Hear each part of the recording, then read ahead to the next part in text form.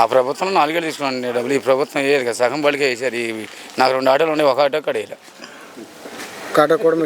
పళ్ళ డబ్బులు మళ్ళీ ఆన్లైన్లో నా పేరు వచ్చింది, నా బడి నెంబర్లు వచ్చింది, కాగితాలు వచ్చింది.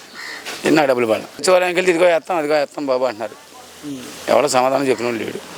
వేస్తాం అంటున్నారు అంతే. దీనికి ఫ్రీ బస్సులు వేసారు. ఇదిగో నీకు 15,000 వేస్తున్నాం అన్నారు దసరాకి. ఏదీ లేదు. కొన్నిటికి వేసారు, కొన్నిటికి వేయలే. నాకు 2 ఆటోలు ఉండే, ఒక ఆటో కూడా పడాల. మళ్ళీ ఇంత కడలు వచ్చే సచివాలయానికి. అదిగో వేస్తాం బాబు, పైన పడాలిగా మేము వేస్తాగా అంటున్నారు.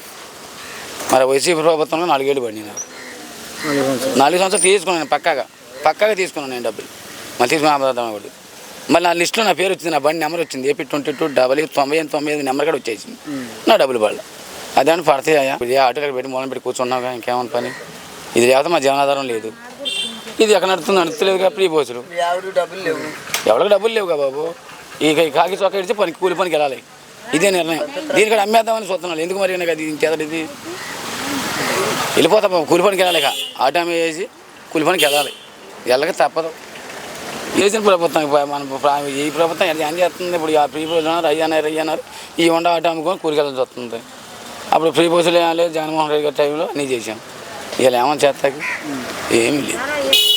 దీని కూడా అమ్మేసుకొని ఎక్కడెక్కడ ఏదైతే కవంతం ఉంటామా, కూలి పనికి వెళ్తాం చేయాలి.